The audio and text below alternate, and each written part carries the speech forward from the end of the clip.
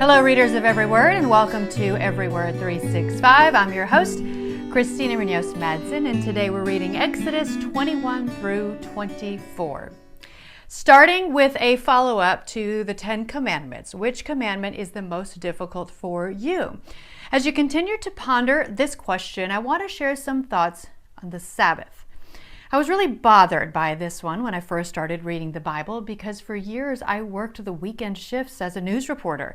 And yes, it is still a highly debated topic, imagine that. So let's refer to gotquestions.org for more. The Sabbath was given to Israel, not the church. The Sabbath is still Saturday, not Sunday, and has never been changed. But the Sabbath is part of the Old Testament law, and Christians are free from the bondage of the law.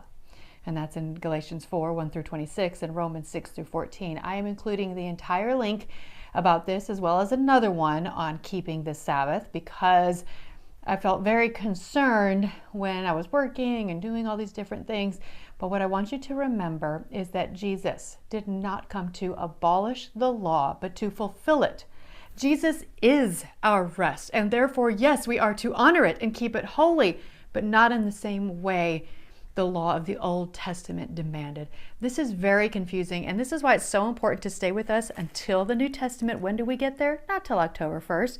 But remember, we talk about this a lot in the New Testament because it doesn't dismiss all this. It doesn't say it all goes away. He did not abolish the law, he fulfilled it.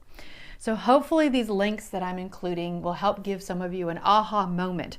Others, like me, may struggle to understand this one for a very long time, and that's okay. And some of you, like me, may struggle to rest in general. Either way, let's all be in prayer about how God wants each of us to rest in Him. So, how would you fill in the blank in today's daily walk? As you could see in my page, if you're on the email list or the Facebook, I put the word kids in mine. And that was several years ago, but I feel it is still applicable today. Yes, we are supposed to love, teach, and discipline our children, and that takes a lot of time and effort, but we're not supposed to let them consume our lives or have greater importance than God. I struggle with that on a daily basis, just being honest. And I'm guessing you all have loyalties/idols that take over your mind and actions on a daily basis, which is why we all need to be in prayer for ourselves and each other. I'm including a link to a funny YouTube video, but yes, I think it makes a great point. And I am a football fan. I am not cutting down football. I love watching good football games. Grew up a Vikings fan, now a Razorback fan because I'm in Arkansas. So I'm not attacking football at all. It just is a great video that really does make you think. So click that link and watch it if you have time. And what did you think of all the laws in today's reading? Kind of overwhelming, right? There'll be a lot more to come. Really makes me thankful for Jesus and that we don't have to abide by all the Old Testament laws anymore. Something that I encourage you to do is to mark verses that you like and verses that you dislike. That's not to say you don't like parts of the Bible, just an easy way to guide discussion in person or on Facebook as we read together. So I put an L by the ones that I like and a DL by the ones that are hard to stomach or hard to understand.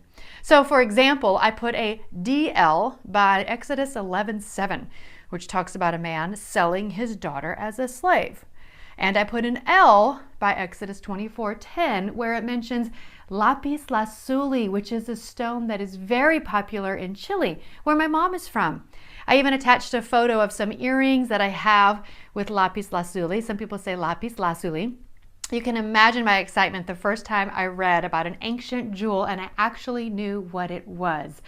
So if you want to be on our email list or in our Facebook group, you can see that photo. And again, just so exciting. And I love that part when I recognized something that was very familiar to me because my mom grew up in Chile and we would go visit often as a kid. The next reading is Exodus 25 through 27, and then you get another day off. Happy reading.